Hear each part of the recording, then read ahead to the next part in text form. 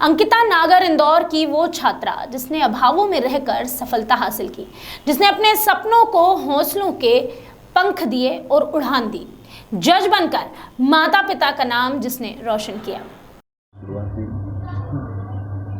नमस्कार, आप देख रहे हैं सत्याग्रह न्यूज मध्य प्रदेश। आज हमारे साथ है सुश्री अंकिता नागर जी, वही अंकिता नागर जी जिन्होंने अपने जीवन के अभावों से लड़कर उनको हराया और जिनका चयन सिविल जज जैसे उच्च पद पर हुआ है। अंकिता जी, सत्याग्रह न्यूज मध्य प्रदेश चैनल पर आपका बहुत बहुत स्वागत है। Thank you sir. सबसे पहले आपको और आपके परिजनों को आपके सिविल जज बनने पर बहुत बहुत बधाई। Thank you sir. जाहिर सी बात है कि जब आपको अपने चयन का समाचार मिला होगा तो आपकी खुशी का कोई ठिकाना नहीं रहा होगा। आपने उस क्षण को किस तरह से सेलिब्रेट किया और मन ही मन आपने किस किस को धन्यवाद दिया? उस टाइम तो मुझे फर्स्ट टाइम तो मुझे यकीन ही नहीं हो रहा था कि मेरा सिलेक्शन हो गया है। फिर जब मैंने अपना रिज़ल्ट देखा था तब मैंने देखा कि मेरा नाम है। फिर मैंने अपना रोल नंबर भी चेक करा कि ये मैं ही हूँ ना। फिर मैंने देखने के बाद सीधा मम्मी के पास गई थी बताने के लिए कि मम्मा सिलेक्शन हो गया है। तो मम्मी भी बिल्कुल इमोशनल हो गई थी, कंटिन्यू मुझे हग कर रहे थे वो भी। फिर सबसे पहले मैंने मेरे टीचर्स को थैंक यू कहा, अपने फ्रेंड्स को थैंक कहा था कि आज तुमने इतनी हेल्प करी जिसकी वजह से मैं आज यहाँ तक आ पाई। तो मन ही मन मैंने उन सबको थैंक यू बोला। सबसे पहले मैंने अपने भगवान को बोला कि थैंक यू गणेश जी, आपने यहाँ तक पहुँचाया मुझे, क्योंकि मैं हर मंगलवार मतलब हर बुधवार में जाती थी गणेश जी के मंदिर और सिर्फ एक ही कहती थी कि बस अब कुछ बना के बुलाइए, और मन ही मन बस उनको मैंने थैंक यू कहा था। जी, साथ ही जब से सिविल जज के पद पर आपके चयन का समाचार आया है तब से मीडिया आपसे लगातार संपर्क कर रहा है। कई राजनीतिक एवं सामाजिक संगठन आपको सम्मानित करने के लिए आगे आ रहे हैं। आपको कैसा लग रहा है? मुझे बहुत अच्छा फील हो रहा है कि मैं कुछ करने के बाद यहाँ पर आई हूँ। इसके बाद जब वो मेरा सम्मान करते हैं तो वहाँ जब मैं देखती हूँ लोगों की भीड़ को, तो मुझे ऐसा लगता है कि मैं उनके लिए कुछ कर पाई हूँ। मतलब मेरा यहाँ पर आना, चयनित होना उनके लिए एक मोटिवेशन हो रहा है कि वो भी अपने बच्चों को आगे पढ़ाने की बात करते हैं। बच्चे मुझसे बोल कर जाते हैं कि दीदी हम भी आपकी तरह करेंगे। तो ये तो एक बहुत मैं उनको देख के खुद मोटिवेट हो जाती हूँ कि बच्चे आजकल मतलब मेरी वजह से कोई एक बच्चा भी अपने जीवन में सक्सेसफुल होगा तो मुझे बहुत खुशी होगी। जब तैयारियों की बात आती है तो इसमें जब समाज आपको देखता है तो सोचता है कि हम जब तैयारी करेंगे तो किस तरीके से करेंगे, तो उसी से संबंधित आपने किस तरह से तैयारी की? तैयारी में कितना समय दिया? कितनी अटेम्प्ट में परीक्षा आपने पास की? जैसे मैंने अपनी स्टार्टिंग तो ना LLB के लास्ट ईयर से स्टार्ट कर दिया था मैंने एग्ज़ाम की प्रिपरेशन। फिर मैंने जब अपना फर्स्ट अटेम्प्ट दिया था तब मेरा सिलेक्शन नहीं हुआ था, प्री नहीं निकला था मेरा। फिर मैंने 18 में सेकंड अटेम्प्ट दिया तो मेरा प्री निकला। फिर उसके बाद मेरा मेंस के टाइम पे मैं मेंस नहीं मतलब उसकी प्रिपरेशन अच्छे से नहीं कर पाई थी। फिर मैंने फिर 2019 के एग्ज़ाम आया, फिर मैंने दिया, फिर प्री निकला, फिर मेंस नहीं निकला। फिर ये सेकंड फेज़ आया तो फिर इसमें मेरा प्री मेंस इंटरव्यू सब क्लियर हुआ था। तो कंटिन्यू इसके लिए मैंने तैयारी तो मतलब पहले से ही स्टार्ट कर दी थी। अंकिता जी, प्रतियोगिता परीक्षाओं में सफल होने के लिए कड़ी मेहनत और लगन सबसे पहली शर्त होती है और इसमें कई कठिनाइयां भी सामने आती है। आप बताएं, आपको किन कठिनाइयों का सामना करना पड़ा? मुझे सबसे पहली कठिनाई आती थी, फाइनेंशियल की प्रॉब्लम रहती थी कि घर से इतना हो नहीं पाता था मेरा मैनेज, तो सबसे बड़ा इशू वो रहता था। पर इसका सॉल्यूशन हमारी गवर्नमेंट ने दिया है, सभी बच्चों को इसका लाभ मिलता है, तो वो प्रॉब्लम तो वहाँ से दूर हो जाती थी मेरी। फिर इसके बाद जब मेरी बुक्स की आती थी कि बुक्स मैं कैसे अरेंज कर पाऊँ, तो वो मेरे सारे फ्रेंड्स मुझे दे देते थे, अपनी बुक्स भी मेरे साथ शेयर करते थे।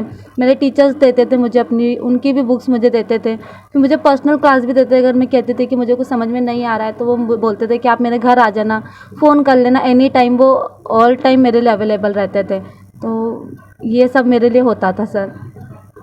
आप एक निम्न आय वर्ग परिवार से आती हैं और आपके माता पिता की आय का एकमात्र साधन सब्जी बेचना है।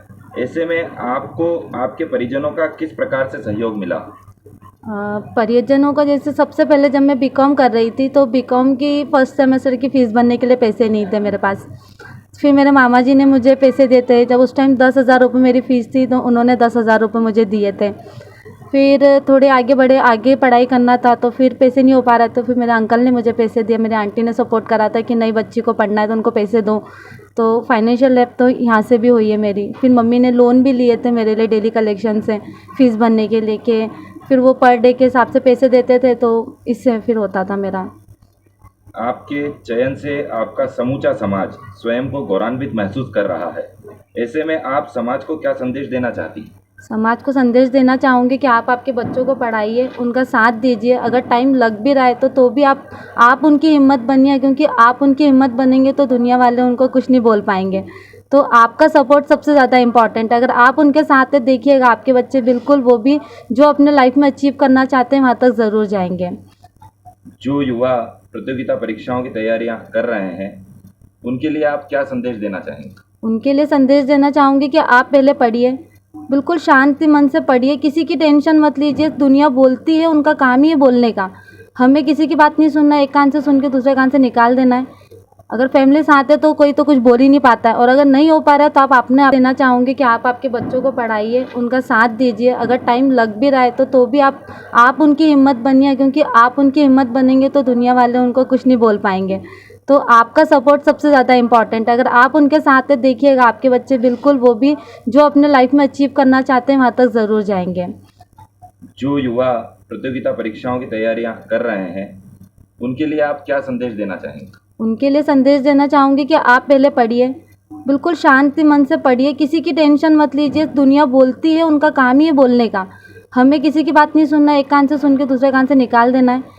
अगर फैमिली साथ है तो कोई तो कुछ बोल ही नहीं पाता है, और अगर नहीं हो पा रहा है तो आप अपने आप में संयम रखिए, मेडिटेशन करिए, अपने आप को शांत फील करेंगे और फिर पढ़ाई में लग जाइए। कंटिन्यू में प्रयासरत रहिए, बिल्कुल सफलता मिलेगी। तो आज हमारे साथ अंकिता नागर जी थे, जो अभी सिविल जज में चयन हुए हैं, और पूरे मध्य प्रदेश और पूरे देश के लिए गौरव की बात है। सत्याग्रह न्यूज मध्य प्रदेश की ओर से आपका बहुत बहुत धन्यवाद और बहुत बहुत शुभकामनाएं। Thank you sir. हमारे साथ अंकिता जी की माताजी भी यहाँ पर है।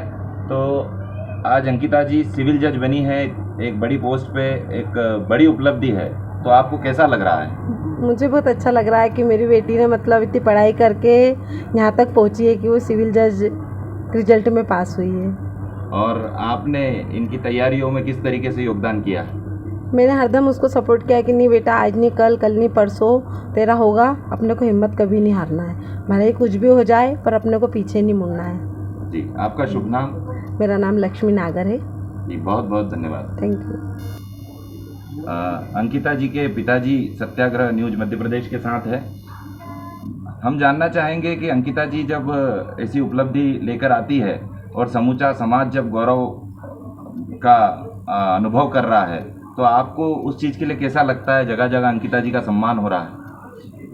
ये चीज़ तो हमने कभी सपनों में भी नहीं सोची थी सर, कि हम इतनी बड़ी उपलब्धि पाएंगे हमारी बच्ची की वजह से, क्योंकि उसने मेहनत तो बहुत करी है और जगह जगह हमको सम्मानित भी हो रहे हैं। सिर्फ इस बच्ची की वजह से सम्मानित हो रहे हैं सर। आगे का जो है समाज का और इनका, वो तो कहते ही रहते हैं कि इतनी बड़ी बच्ची हो गई, उसकी शादी क्यों नहीं करी, ये वो बहुत सारी बातें करते हैं लोगों, मगर हमने किसी चीज़ पर ध्यान नहीं दिया सर। सिर्फ बच्चे की पढ़ाई के ऊपर निर्भर। आपने तमाम सारी सामाजिक विडंबनाओं को पार करके और बेटी को इस मुकाम तक पहुंचाया, तो इसमें क्या कठिनाइयां आपको उस दौर में आई? कठिनाइयों का तो संघर्ष सर शुरू से ही करा मैंने। 3 बच्चे हैं मेरे, तीनों को पढ़ाया मैंने, क्या सब्जी बेच के ही पढ़ाया सर। खर्चे में से खर्चा काटा हमने, घर के खर्चे में से खर्चा काटा, हर तरफ से मतलब पैसे की बचत करी और बच्चों को दी हमने सर। और इनका जो है पढ़ाई में मन अच्छा था, ये आगे तक यही सर, पर हमने इसके ऊपर कभी दबाव नहीं डाला कि आप पढ़ाई छोड़ दो, कैसा मत करो वैसा मत करो, इसके ऊपर ही छोड़ रखा था हमने सर। आपका शुभ नाम? अशोक कुमार नागर। जी, आपका बहुत बहुत धन्यवाद। जी, थैंक यू सर। इंदौर के मूसाखेड़ी क्षेत्र में रहने वाली अंकिता नागर के माता पिता सब्जी का ठेला लगाते हैं। उन्होंने अपने बाकी दोनों बच्चों की शादी कर दी, लेकिन अंकिता कुछ अलग हटकर करना चाहती थी। नहीं मानी और शादी नहीं की। माता पिता ने भी उसे भरपूर सहयोग दिया। आज अंकिता न सिर्फ माता पिता बल्कि पूरे समाज के लिए भी एक मिसाल है, क्योंकि अंकिता अभावों के बावजूद जज बन गई है।